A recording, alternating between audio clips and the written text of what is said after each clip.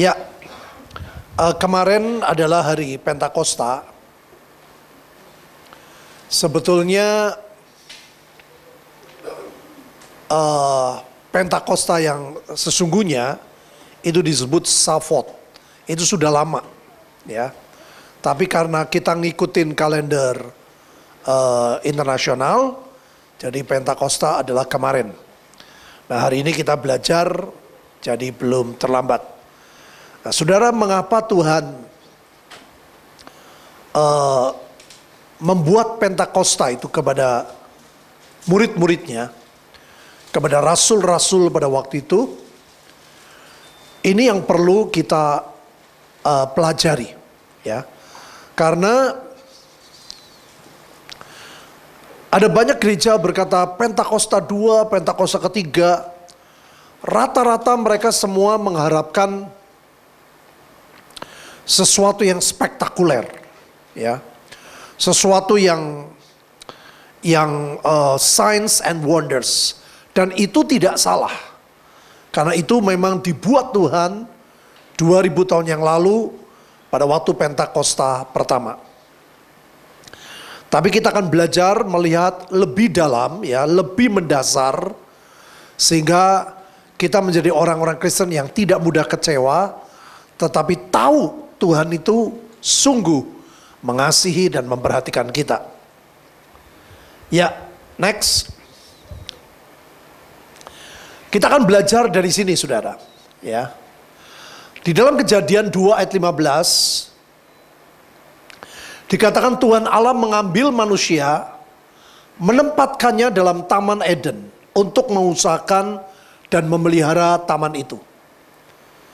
Saudara, tempat apakah Taman Eden? Jadi ternyata Taman Eden adalah tempat yang dikhususkan Tuhan untuk Tuhan itu boleh manusia itu bersekutu dengan Tuhan, menikmati kemurahannya, mendengar kehendaknya. Pokoknya tempat itu dikhususkan. Kalau saudara perhatikan di dalam Alkitab, selalu Tuhan itu kalau mau ketemu dengan orang-orang yang dicintai itu tempat khusus. Ya, pada waktu Tuhan mau ketemu sama Abraham, sama Musa, sama Elia, sama Elisa, ya orang-orang khusus. Tuhan berkata naik ke gunung. Selalu Tuhan pengen punya tempat khusus. Kenapa? Karena manusia itu diciptakan seperti gambarnya. Hanya manusia yang punya tubuh jiwa roh. Dan Tuhan itu Bapa, Putra, Roh Kudus, gambaran dari tubuh jiwa roh juga, roh jiwa tubuh, ya. Jadi buat Tuhan perjuangannya itu nomor satu adalah manusia. Yesus mati ke dunia untuk dunia, ya nomor satu supaya jiwa-jiwa, supaya manusia selamat. Nah, kita mau lihat basicnya, saudara. Begitu Tuhan baiknya kepada manusia, diberikan Taman Eden. Di taman itu Tuhan bersekutu, ya. Manusia boleh mendengar, mengerti. Sampai Tuhan ngomong apa? Jangan makan ini, yang lain boleh. Tapi buah yang baik dan jahat, jangan. Nanti kamu mati. Nah, tetapi saudara, ternyata manusia seringkali tidak bisa menikmati berkat Tuhan. Berkat Tuhan yang luar biasa justru disepelekan oleh manusia. Kalau sudah baca ayat selanjutnya, Tuhan sudah bilang loh, bersekutu. Aku sediain nih, semuanya, buah-buahnya banyak. Kamu boleh nikmati apa saja. Ya, pokoknya itu tempat bercengkerama antara Tuhan dengan manusia. Tapi Tuhan cuma satu, jangan makan buah baik dan jahat. Tetapi saudara lihat, manusia memilih yang Tuhan bilang gak boleh. Nah, yang menarik, Di dalam bahasa Indonesia namanya mengusahakan. Artinya ditulis mengusahakan. Tapi dalam bahasa Ibrani kuno, saudara, itu artinya worshiper. Beda banget. Maksudnya apa? Tuhan pengen sebetulnya manusia itu mengusahakan di tempat yang diberi, yang dikasih Tuhan itu, supaya manusia mengusahakan nomor satu, bersekutu dengan Tuhan. Menikmati Tuhan. Semuanya aku kasih.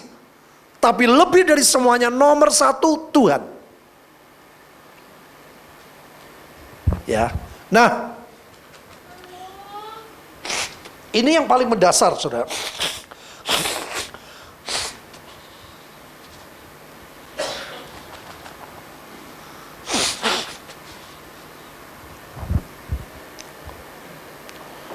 Jadi sebetulnya Tuhan ngomong gini, manusia tak kasih Taman Eden ya.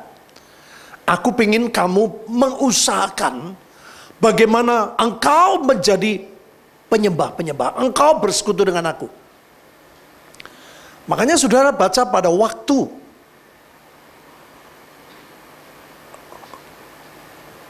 Tuhan Yesus ketemu perempuan Samaria. Tuhan ngomong apa? Aku mencari penyembah-penyembah. Karena itu tempatnya Lucifer, saudara. Begitu Lucifer dibuang, tempat itu kosong. Dan tempat itu Tuhan sediakan buat manusia. Buat saudara dan saya. Tapi Tuhan bilang, usahakan ya, supaya engkau menjadi penyembah. Engkau bersekutu dengan aku. Tapi saudara lihat Adam yang pertama gagal. Karena dia tidak nurut apa yang Tuhan suruh. Nah saudara, ini adalah sesuatu yang paling mendasar dalam hidup kita. Kemarin saya cerita ya, pada waktu tahun 80-an, saya kuliah di Jakarta, tiap Jumat, Sabtu, Minggu saya ke Bandung. Saya ke persekutuan, banyak persekutuan saudara di Bandung, persekutuan karismatik. Tapi ada satu persekutuan yang berbeda saudara. Yang lainnya bicara karunia, karunia, karunia. Kelepasan, ada yang di mana tuh Pulau Laut, wah nubuatan. Pokoknya semua karismatik, tentang karunia. Tapi ada satu tempat persekutuan di tempat Pak Yusak Cipto, Dr. Gigi Yusak. Itu khotbahnya berbeda saudara. Khotbahnya tuh selalu, hampir selalu, saya tiap satu datang, baca Alkitab. Kenali Tuhan. Alami Tuhan. Dengar suara Tuhan. Jangan pakai pikiranmu, tapi nurut sama Tuhan. Itu menjadi sesuatu yang mendasar saudara. Awalnya saya nggak bisa nikmati. Oh, saya orang Kristen baru. Wah kalau di sini senang lihat ada orang kesurupan, ditengking, wah saya tanya pergi, ada dinubuatin, tahu-tahu orang ini tahu masalahnya, wah saya tertarik sekali. Tapi akhirnya Tuhan membukakan. Sebetulnya yang paling penting adalah persekutuan dengan Tuhan. Kamu mengerti, kamu bukan cuma dengar suara Tuhan, tapi kamu menikmati Tuhan. Makanya saudara, Tuhan berfirman di kitab Mazmur, Tuhan ngomong apa? Kepada Musa aku memberitahu jalan-jalannya. Tetapi kepada bangsa Israel aku apa? Perbuatannya. Saudara, Tuhan tuh tahu manusia tuh senangnya akibatnya. Tidak mencari sumbernya. Yang diklaim janji, tapi nggak diperhatiin. Aku kalau begini nyenengin Tuhan nggak ya? Kalau aku begini perasaan Tuhan suka nggak ya? Kalau aku nggak ngampuni orang, aku jengkel, Tuhan seneng apa nggak ya? Itu kita nggak perhatiin. Yang kita perhatikan adalah wow mujizat, Tuhan tolong. Saudara itu nggak salah. Tapi yang mendasar adalah hubungan pribadi, ibadah pribadi dengan Tuhan. Saya diberi mimpi sama Tuhan. Tuhan bilang, kenapa aku suruh kamu baca Alkitab dari kamu bertobat? Saya ke gereja Katolik loh waktu itu. Romonya ngomong tentang Alkitab. Dia berkata ini surat cinta.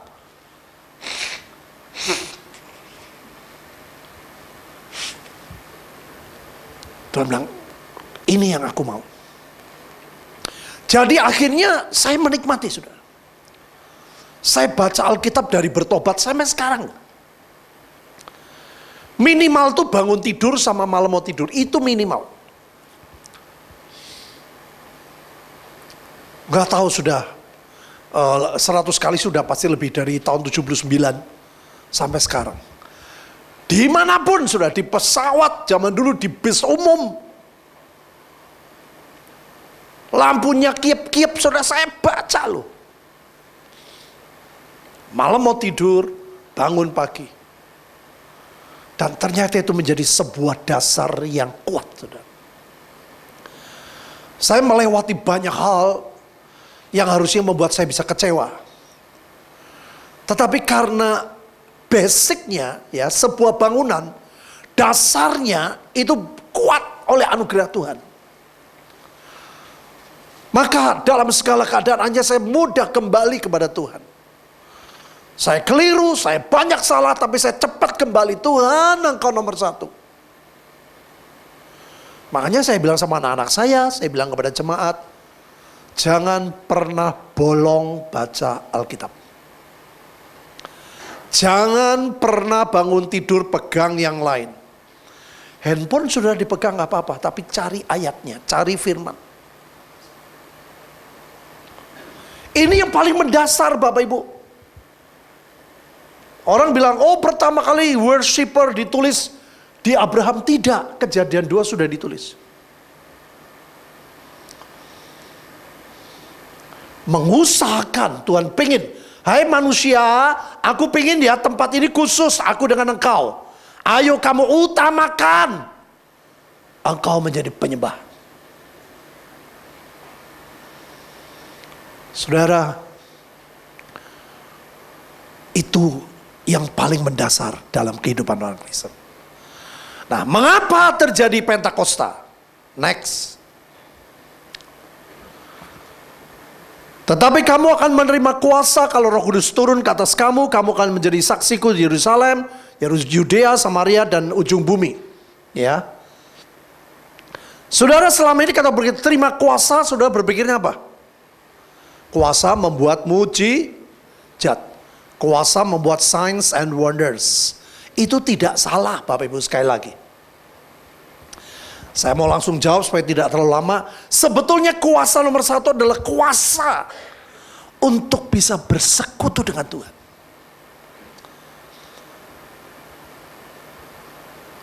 Saudara, sebelum ini murid-murid lagi ngalami kegoncangan loh. Petrus disembuhin gak gampang. Tuhan berkata, apakah engkau mengasihi aku? 3 kali ditanya yang sama. Tuhan mau pulihkan iman pengharapan kasihnya Petrus. Tapi yang lain belum, saudara. Mereka mengalami kegoncangan yang tidak mudah. Maka mereka berdoa tiap hari, minta kekuatan, minta anugerah. Sampai Roh Kudus itu turun. Jadi sebetulnya kuasa untuk apa? Kuasa untuk melekat kembali sama Tuhan. Kuasa untuk percaya bahwa Tuhan itu baik. Kuasa untuk tahu bahwa semua yang terjadi tetap dalam kontrol Tuhan. Supaya mereka tidak kecewa. Itu kuasa yang nomor satu, yang mendasar. Kalau itu sudah didapat, baru yang lain. Signs and wonders. Makanya Tuhan berkata, cari dulu kerajaan Allah, maka semuanya akan diberitakanlah Injil. Apa? Maka tanda-tanda menyertai. Banyak orang yang pengen lihat tanda, gak pernah beritakan Injil, gak bisa, Bapak Ibu. Ini tim kami lagi ke NTT yang kedua. Oh, saya dengar kesaksian-kesaksiannya luar biasa. Pokoknya kalau saudara punya anak-anak ya, jangan terlalu kecil tapi sudah lumayan SMP, SMA, saudara pelayanan itu sangat menguntungkan. Saya punya jemaat ya, Bendahara Adi Surya.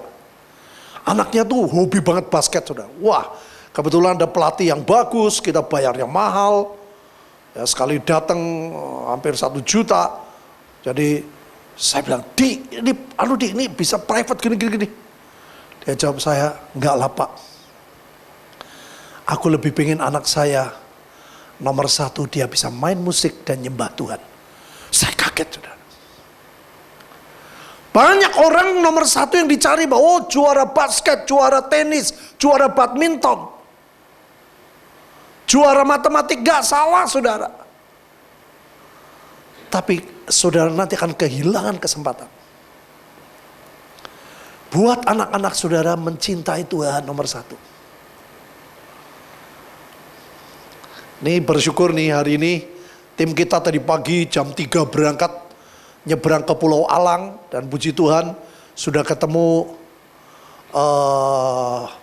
perangkat-perangkatnya semuanya oke. Kita mau akan berangkat kembali. Sebenarnya beberapa waktu lalu nih saya sudah minta tolong beberapa dokter di sini, tapi mendadak mereka nggak bisa. Pokoknya masa Lebaran nggak mau diganggu gugat, itu masa libur. Lurah juga minta libur. Kami mau ke Afrika saudara, ke Ethiopia, itu menarik banget. Ya, kita pernah sama Esther Padma, sama Deborah. Wah, waktu itu kita bawa gesek kuro. You know gesek kuro? Itu di kamar dimasak sak hotel mambu kabeh, saudara. Untung di Afrika. Jadi rupanya mambune pada mirip-mirip. Waduh saudara, mereka tuh baunya bukan main. Saya pernah mau deket saudara, waduh mau muntah. Diberitahu, ini mereka biasanya mandi 3-4 bulan sekali. 3-4 bulan sekali. Saudara bayangin, udah gitu Bu Lindang gendong anak kecil. Aduh, saya bilang jangan masuk kamar. Suruh masuk kamar mandi dulu, mandi. 3 bulan saudara, sebulan gak mandi aja saudara bisa ngerasain dah gimana rasanya. Ini 3 bulan, 4 bulan gak mandi. Waduh, itu luar biasa. Tapi kita melihat saudara, Tuhan itu luar biasa. Yang percaya katakan, ya saudara punya anak, ini nanti kita mau ke Afrika. Mana nih calon Afrika nih, kok nggak kelihatan nih? Oh di belakang. Oh berarti Siu yang Parmelu. Ya Vita nih rencana mau ikut sebetulnya IEL ke Zimbabwe nih. Dia pengen nembak saudaranya, boleh nembak jiwa dulu, setelah jiwa baru nembak sapi pendek. Ya, nah saudara, kuasa untuk dekat, melekat sama Tuhan. Buktinya apa? Kenapa pada waktu Tuhan mencurahkan, tandanya apa yang pertama saudara lihat? Apa? Api. Api itu bicara tentang api cinta Tuhan, saudara. Api yang membakar. Api yang membuat manusia tidak beku hidupnya. Tidak tawar. Kembali menyala, dia berkata, Tuhan ya rasul-rasul, aku tahu kamu goncang, aku berikan api cinta. Next. Maka penuhlah mereka dengan Roh Kudus, lalu mereka mulai berkata-kata dalam bahasa lain, seperti diberikan roh itu kepada mereka untuk mengatakannya. Waktu itu di Yerusalem, diam orang-orang Yahudi yang saleh dari segala bangsa di bawah kolong langit. Rupanya dari dulu Yerusalem itu banyak orang dari segala bangsa. Ya, luar biasa. Ketika bunyi itu turun, berkumpullah orang, ketika turun bunyi itu, berkumpullah orang banyak. Mereka bingung karena mereka masing-masing mendengar rasul-rasul berkata dalam bahasa mereka. Next. Mereka semua tercengang, berheran, lalu berkata, bukankah mereka semua berkata-kata ini orang Galilea? wong Tegal, Galilea. Ya. Bagaimana mungkin kita masing-masing mendengar mereka berkata-kata dalam bahasa kita sendiri, yaitu bahasa yang kita pakai di negeri asal kita. Nah ini saudara, ini Tuhan memberikannya api cinta. Tuhan gak kasih tongkat, gak kasih pedang, gak kasih mahkota, tapi kasihnya api. Karena memang perlu manusia dapat api cinta Tuhan. Tuhan tahu mereka lelah, letih, lesu, ya, kecewa, gak mudah. Next. Nah, yang menarik saudara, pada waktu mereka berbicara bahasa asing ada dua macam. Yang pertama glossolalia, yaitu berbicara dalam bahasa roh. Yang orang yang ngomong tidak ngerti, yang denger juga nggak ngerti. Karena bahasa roh. Nah nanti saya mau jelasin kenapa bahasa roh. Yang kedua adalah berbicara dalam bahasa asing saat itu.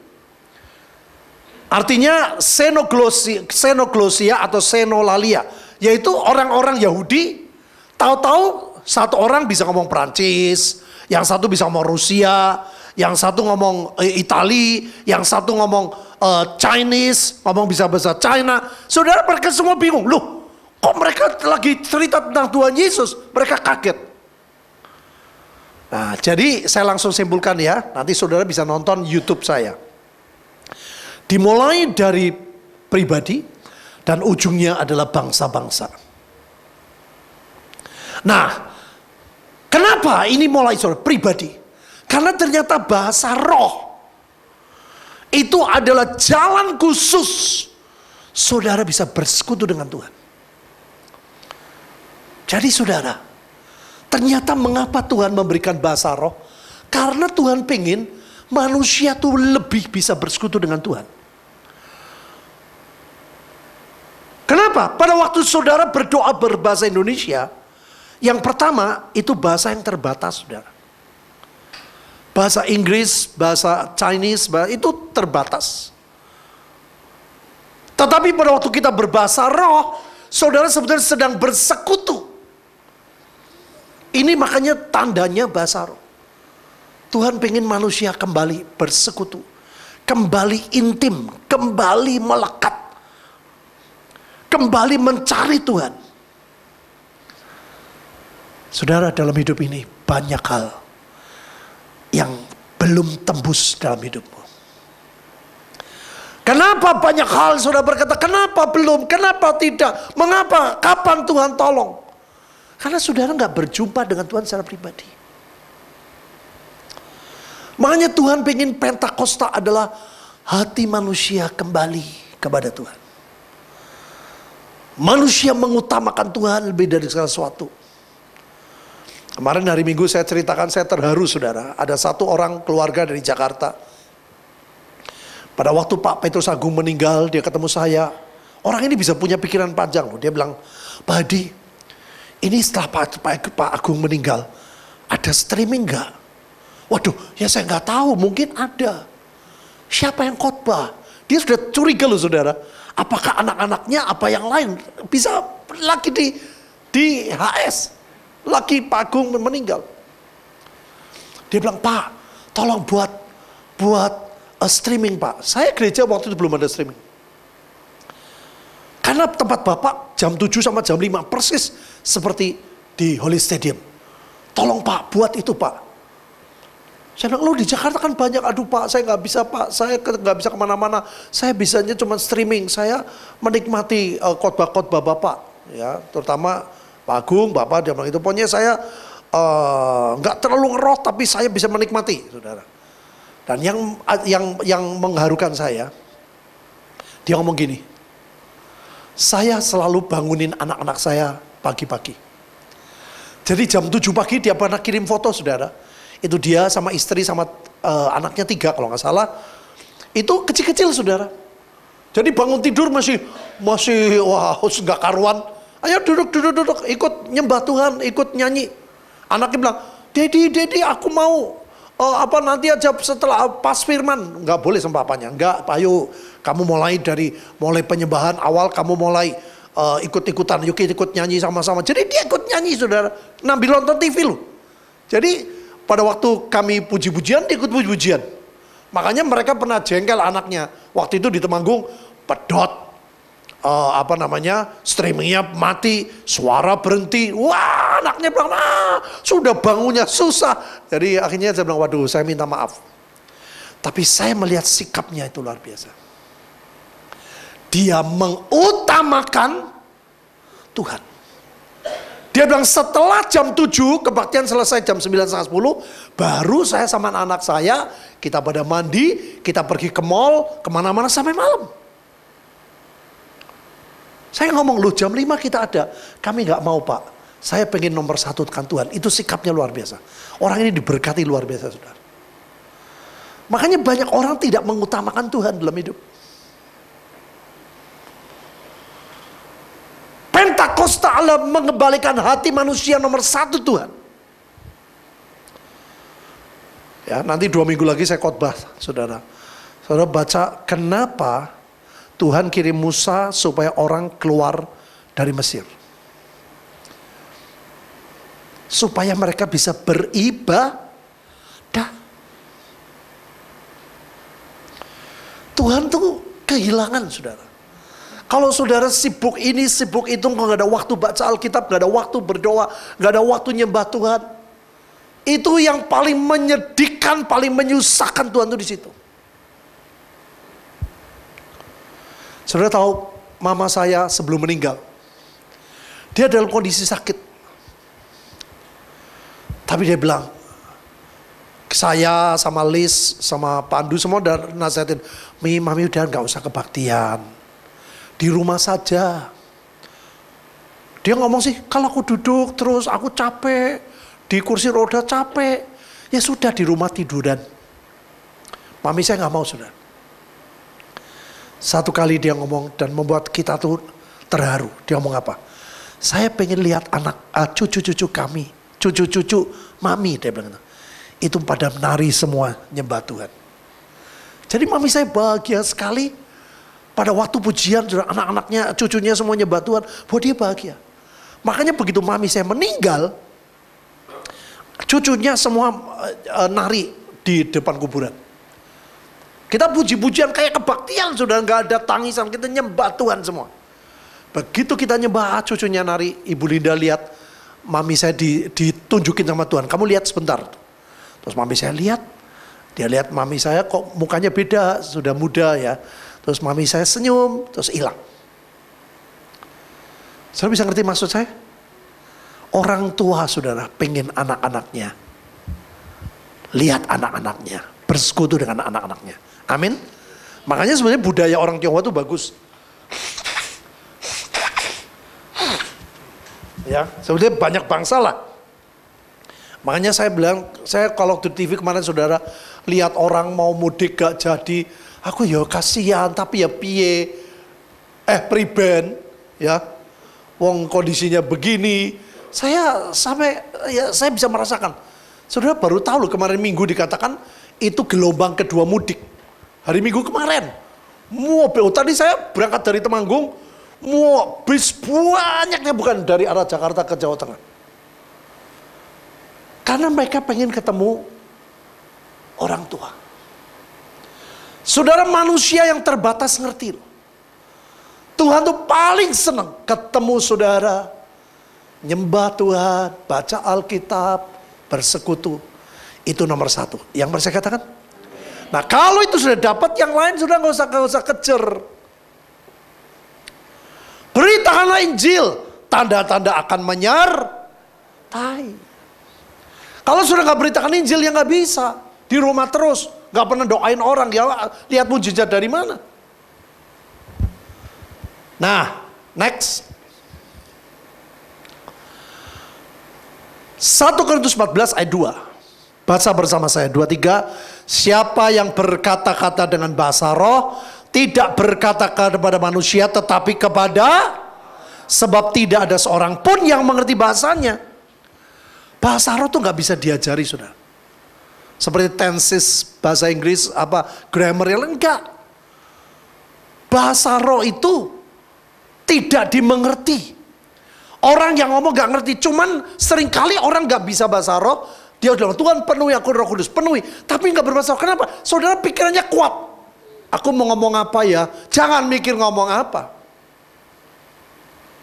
Kita mesti buka mulut, mulai bersuara dikit, nanti Roh Kudus yang meneruskan. Contoh ya, saudara bawa motor, bawa mobil, yang nyetater siapa? Mobilnya sendiri apa saudara? Kita kan? Setelah kita starter, baru mobil itu jalan. Mau digas, mau dipelanin, tergantung kita. Bisa ngerti Bapak Ibu? Banyak orang pikirannya terlalu kuat. Kayak saya dulu gitu, saya dipenuhi Roh Kudus, waktu di Bandung, waktu itu ditumpangin tangan, dipenuhi Roh Kudus, saya nggak bisa keluar. Ngomongnya apa? Haleluya, haleluya. Lah, mulut yang satu, mengucapkan dua bahasa nggak bisa. Saya ngomong Tegal sama bahasa Indonesia bareng nggak bisa. Ngerti Bapak Ibu? Harus salah satu. Mau berbahasa roh ya stop bahasa Indonesianya. Jangan mikir apa. Pokoknya Tuhan aku mau. Penuhi, penuhi. Dan tanda yang paling sering adalah berbahasa lidah. Kenapa? Karena saudara sedang berbicara kepada, perhatikan ya, oleh roh ia mengucapkan hal-hal yang rahasia. Satu kali kita nggak bisa ngomong sama siapapun, saudara. Tapi pada waktu saudara berbahasa roh, saudara sedang mengucapkan rahasia-rahasia. Kenapa kalau Bu Linda lihat ya, kalau mau doain orang bahasa roh, karena dari situ sudah dia bersekutu dengan Tuhan. Nanti baru Tuhan ngasih tahu orang ini begini, orang itu begitu, harus begini. Nangkap gak Bapak Ibu? Itu manfaat dari berbahasa roh. Rencana Tuhan tidak mungkin gagal. Kita yang seringkali memperlambat, saudara. Pikiran kita yang memperlambat. Maka dari itu Tuhan berkata, pakai bahasa roh. Nah, itu saudara-saudara, jangan mikir. Saudara bilang, Tuhan aku penuhi, penuhi aku dengan Roh Kudus. Dalam nama Tuhan Yesus, aku percaya aku penuh. Waktu saudara berkata percaya penuh, penuh enggak? Penuh. Tinggal prakteknya tadi, starterlah motor saudara. Mulai buka mulut. Nah, ada orang mau berbahasa roh saudara. Ada teman saya waktu di Bandung, dipenuhi Roh Kudus tapi mulutnya ditutup semerapat-rapatnya, ya nggak bisa dong. Bersuara sedikit nanti Tuhan yang meneruskan. Kata-katanya apa? Buhara-waruh terserah. Jangan diajari, ayo ngomong ya, sandal lawas, sandal anyar. Enggak, jangan gitulah saudara.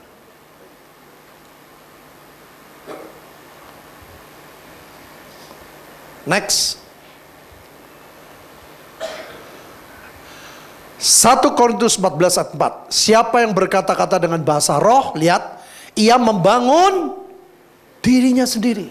Tetapi siapa yang bernubuat, ia membangun jemaat. Saudara sebelum membangun jemaat harus membangun diri sendiri. Ternyata pada waktu orang berbahasa roh, itu membangun iman.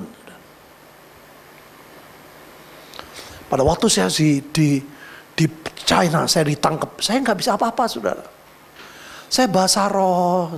Dia bilang, stop, jangan bicara. Saya bilang, oh saya nggak mengganggu kok. Saya bilang, saya waktu itu awalnya saya keras ya. Ya kata kasya kata. Terus ngomong apa kamu? Saya dimarahin sudah sampai imigrasi. Jadi saya pelan-pelan. Tapi saya terus bahasa roh. Begitu saya lama, itu timbul ketenangan, saudara. Makanya Tuhan berkata apa? Kuasailah dirimu supaya kamu bisa berdoa. Nah, saudara kalau nggak pada bahasa roh itu membuat jiwa tuh jadi tenang.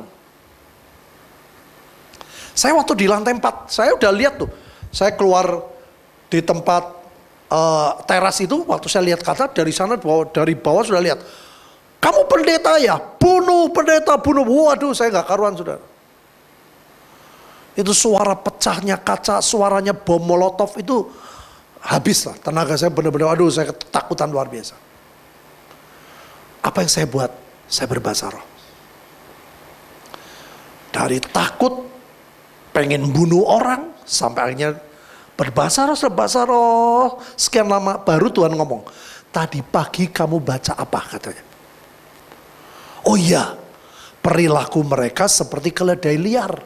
Nah, Tuhan bilang, ya sudahlah. Kalau kamu makan garam, loh kok asin? Ya jangan gumun, kata Tuhan. Garam memang asin. Yang bisa buat garam itu jadi gula cuman Tuhan. Ya kamu jangan marah, memang itu pembawaan mereka begitu. Lah itu di situ saya tenang, saudara. Yohanes bilang, pap, ini asap saudara ini, kita turun, kalau enggak kita matikan asap. Dia bilang, tenang, kita doa. Baru kita turun pelan-pelan. Itu saya lantai 3 loh, ini ada tangga, saudara kalau pernah ke Tegal, temanku mana, begitu masuk lantai 3, itu mereka lari ke arah sekolah. Saya nggak lihat mukanya, saya nggak lihat, cuma dengar suara duk. Coba kalau saya buru-buru ketemu, apa shalom? Oh shalom. Ngeri saudara, mereka bawa pedang kok. Saya nggak bawa apa-apa, nggak punya. Sudah ngandalin Tuhan lah, sudah nggak bisa apa-apa lagi. Yang ngerti katakan Roma 8:26. Demikian juga Roh membantu kita dalam kelemahan kita, sebab kita tidak tahu bagaimana sebenarnya kita harus berdoa. Tetapi Roh sendiri berdoa untuk kita kepada Allah dengan keluhan-keluhan yang, nah itu saudara. Waktu itu saya udah gak bisa ngomong. Takut, marah, itu nano-nano saudara. Saya sampai nyari besi loh. Waktu itu belum ada alat musik seperti sekarang, lantai 4-nya. Saya naik genteng loh. Karena saya pikir ini 12 ibu-ibu semua gimana ya, lewat mana supaya mereka selamat. Saya cari jalan saudara. Saya bilang nggak ada. Hanya itu besinya, gentengnya dari seng. Oh saya cari. Oh saya pikir kalau dia keluar tak tubles dulu. Kelalaian pendeta saudara. Betul sudah kalut. Aku udah pikir aku mati kok, mesti mati nih, nggak mungkin. Daripada aku mati sia-sia, yang ngajak liane lah gitu. Aku masuk surga kan dia belum nggak ke surga. Itu kacau. Tapi pada waktu saya berbahasa roh, saya nggak bisa mengucapkan saudara. Perasaan saya marah, takut, campur aduk jadi satu. Keluhan yang tidak pernah nggak saudara ngalami gitu? Mau doa nggak bisa doa, saking jengkel, saking sedih, saking marah, berhenti. Dan kalau saudara sudah penuh Roh Kudus, kau bisa bahasa roh, itu keluhan nyampe saudara. Dan Tuhan pasti bertindak. Yang percaya katakan, next. 1 Korintus 14 ayat 14 dan 18. Sebab jika aku berdoa dengan bahasa roh, kata Paulus, maka rohkulah yang berdoa, tetapi akal budiku tidak turut. Waktu itu Bu Linda semua loh. Wah bahasa roh yang satu, aduh dia duduk ibu-ibu, aduh ngomongnya, aduh, ayo jangan aduh, bahasa roh, wah seru saudara. Ayo bahasa roh, tadi lagi, aduh, jangan aduh, bahasa roh, wah seru sekali. Karena gak bisa apa-apa lagi. Keluhan yang tidak terucapkan. Dan saat itulah roh yang berdoa. Jadi bahasa roh itu luar biasa Bapak Ibu. Paulus berkata, ini saudara perhatiin ya, ini kuncinya. Aku mengucap syukur kepada Allah bahwa aku berkata-kata dengan bahasa roh lebih dari kamu semua. Memang bahasa roh tidak banyak digunakan untuk ibadah, saudara. Hanya pada waktu nyembah Tuhan bersama. Itu ada. Kita menyembah Tuhan dengan roh. Ya, saya nggak usah bacakan kelamaan. Tapi bahasa roh lebih untuk pribadi. Saudara Paulus adalah orang yang jenius dan IQ-nya mentok. Itu menurut dosen-dosen Alkitab saya ambil S1, S2, S3 semuanya sama. mengakui Paulus adalah orang yang jenius, yang IQ-nya mentok. Mengapa dia bisa hidup dalam dunia rohnya hidup?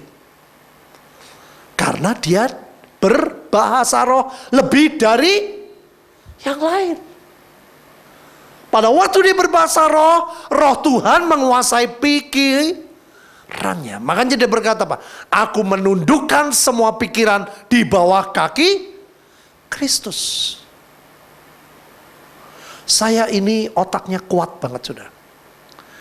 Maka dari itu seringkali Tuhan kalau mau bicara sama saya melalui mimpi. Kalau mimpi, saya cuma dengar suara atau saya lihat tulisan. Saya nggak bisa, ini tulisan siapa ya, suara saya nggak bisa, udah saudara dengar. Tapi kalau tiap hari gini, aduh ini siapa ini, Tuhan apa pikiran saya ya. Tuhan itu saya begitu, karena otaknya jalan terus. Bagaimana caranya? Sering berbahasa lidah. Yang mengerti katakan. Bagaimana syarat penuh Roh Kudus? Yohanes 7. Injil Yohanes pasal 7 ayat 37. Yohanes pasal 7 ayat yang ke-37.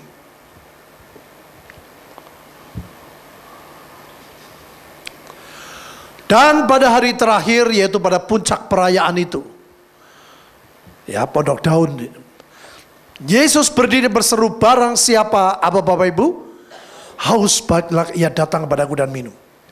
Orang seringkali nggak penuh Roh Kudus, kenapa? Karena sudah nggak haus. Kalau saudara, Tuhan, aku butuh Roh Kudus. Aku bisa bersekutu dengan Tuhan. Aku butuh Tuhan. Kalau saudara, ya boleh ngasih, boleh nggak boleh. Coba saudara kalau lagi nggak pengen dikasih minum, kalau lagi nggak pengen haus, dikasih minum, ya misalnya tak mau bela, wong ini. Saya dulu kalau ke Temanggung pertama kali saudara, tuh diajak orang besuk, waduh saya paling pusing. Karena ke setiap rumah selalu teh manis. Baru minum teh manis, baru sedikit, kok minumnya cuma sedikit? Yang penuh dihabisin. Nanti ke rumah yang lain, minum lagi. Teh manis teh ping 8 piro. Iya toh? Tapi saya nggak haus, saudara. Saya nggak haus. Berbeda sekali pada waktu di China itu. Mau apa nggak boleh, minum nggak boleh, pipis nggak boleh. Waduh, saya perasaannya nggak karuan. Saya bilang saya nggak tahan, saya mau pipis, nggak boleh. Saya punya teman loh, orang Tegal, dia pengacara internasional. Dia bilang sama saya, tak urus bisa, itu laporkan ke BBB. Kamu boleh ditahan tapi nggak boleh, harus pipis boleh. Saya nggak boleh pipis, nggak boleh minum. Saya betul-betul disiksa waktu itu. Pada waktu keluar dikasih minum, karena apa? Haus. Dan berkesan banget itu minuman. Hari ini saudara minta haus sama Tuhan. Minta haus sama Roh Kudus. Yang sepakat katakan. Next.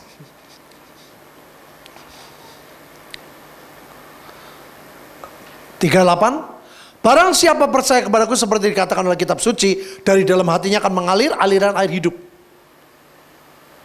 Barang siapa percaya. Banyak orang, aku nggak mau penuh Roh Kudus, nanti takutnya keluarnya roh setan. Loh saudara, saudara tuh mintanya sama siapa? Ngerti nggak? Bapak yang jahat kamu minta roti, dikasih capcay. Lebih dari itu, ngerti Bapak Ibu? Apalagi Bapak di surga. Banyak orang yang nggak logis gitu. Wah nanti minta roti, saudara, Tuhan itu tahu yang terbaik buat anak-anaknya. Yang percaya katakan. Terus satu lagi. Yang dimaksudkannya ialah roh yang akan diterima oleh mereka yang percaya kepadanya. Sebab waktu itu roh belum datang karena Yesus belum dimuliakan. Kenapa diumpamakan seperti air? Air mengalir ke tempat yang rendah. Kalau engkau butuh Tuhan, engkau butuh Roh Kudus. Roh Kudus lebih rindu memenuhi saudara daripada kerinduan saudara sendiri. Bisa ngerti? Mari malam ini saya ajak saudara minta sama Tuhan. Sekarang saya mengajak saudara bertindak dengan iman. Tutup matamu, buka mulutmu, mulai bersuara sedikit, maka roh Tuhan akan berbicara. Engkau mulai starter itu, motormu, mobilmu. Hoya kata kara kala nama seka. Buka suara, nanti roh Tuhan meneruskan. Roh Tuhan meneruskan. Buka mulut. Jangan bahasa Indonesia. Buka mulut, suara, bersuara. Nanti roh Tuhan meneruskan. Kora kata kaya kata kata sekataka. Satu kata, dua kata gak apa-apa. Mulai buka mulut, bersuara. Oh ya kata kara kata karama. Ya kata kana kasekata kata kana. Surah ini kato ya kata kani. Una kaya ne kata kaya kata. Terus. Buka mulutmu. Suara lebih keras. Penuh. Ya Tuhan. Terus. Starter mobilmu, starter motormu. Kiara kata sekata-kara. Kiara kata kata-kara. Kiara kata kata-kara. Kiara kata kasa. Terus Tuhan. Kiara kata.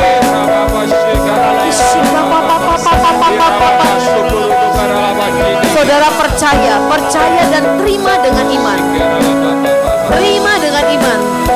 Kalau di dalam hati saudara atau di perut saudara merasakan sesuatu, keluarkan, jangan ditahan.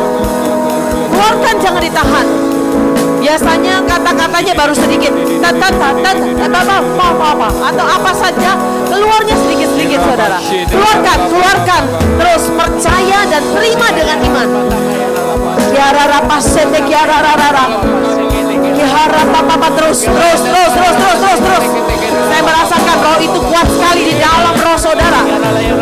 Mengalir dari perut ini saudara. Keluar di mulutmu akan keluar. Terus Tuhan. Bahkan Tuhan akan tambahkan. Terus. Ya. Kiara lapasete kiara rarara. Kiara lapasete kerere. Kiara lapasete kerere. Kuncinya haus dan lapar. Kuncinya minta dengan iman dan percaya, sudah terima. Dan kemudian saudara bertindak, membuka mulutmu, keluarkan itu yang ada di dalam dirimu itu, keluarkan. Karena Roh Kudus itu manis dan lembut. Dia akan membawa saudara, mendesak saudara keluar dengan perlahan.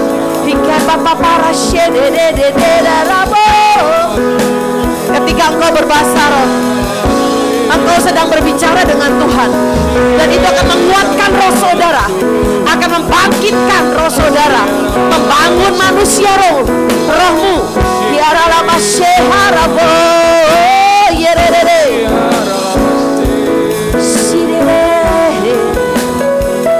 Sekarang saudara percayalah, saudara, Tuhan sekarang akan memberikan Roh Kudus-Nya, sudah memberikan Roh Kudus-Nya, yaitu Roh Kudus itu roh yang membangkitkan saudara.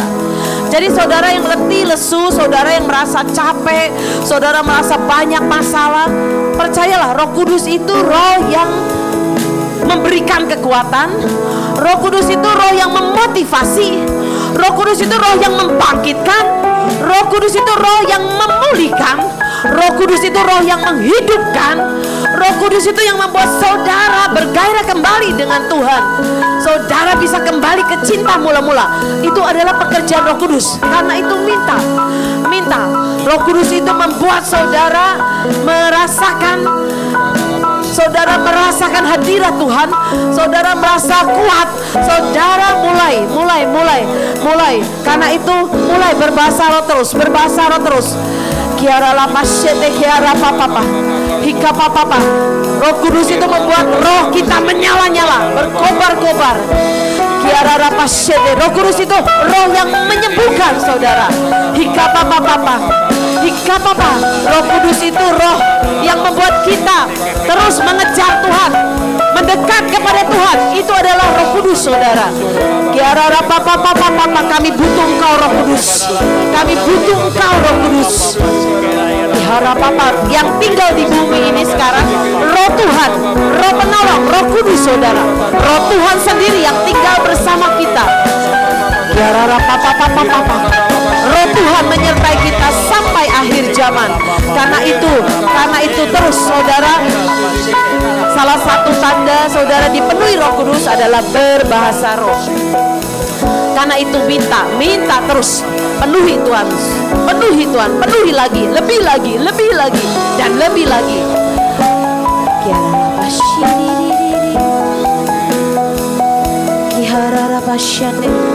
Saudara, ketika engkau percaya, saya melihat roh Tuhan itu saudara ada di atas saudara dan mengurapi saudara. Saya melihat api itu, api Roh Kudus itu menyambar-nyambar ketika saudara membuka hati saudara. Dan percayalah, itu mengambil semua, mengambil keletihan saudara, mengambil semua saudara. Mungkin saudara merasa marah, merasa takut, merasa khawatir, kebekuan saudara, bahkan saudara udah menjadi tawar dan dingin dengan Tuhan. Percayalah, Roh Kudus hari ini menghangatkan saudara. Roh Kudus membuat saudara menyala-nyala kembali. Roh Kudus membuat saudara bergairah kembali di dalam Tuhan. Terima kasih Roh Kudus, roh yang ajaib, roh yang manis dan lembut, roh yang mengubah hidup kami. Kami bersyukur Tuhan, dalam nama Yesus. Kami percaya setiap kami sudah dipenuhi roh Tuhan. Amin. Kami terus akan melatih keluar terus sedikit-sedikit. Seperti kami anak kecil dulu berkata sedikit, tambah lama tambah banyak. Dan akhirnya kami mau belajar seperti Paulus. Kami berkata-kata bahasa roh lebih banyak dari yang lain. Sehingga roh Tuhan menguasai pikiran kami. Dan roh Tuhan yang membuka jalan semua dalam hidup kami. Angkat roti dan anggur saudara. Meteraikan Tuhan semua oleh tubuh dan darah-Mu. Kami percaya Tuhan.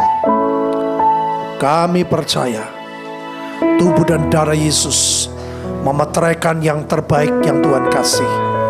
Tuhan mencurahkan rohnya memenuhi hidup kami. Dalam nama Tuhan Yesus kita makan dan minum. Amin.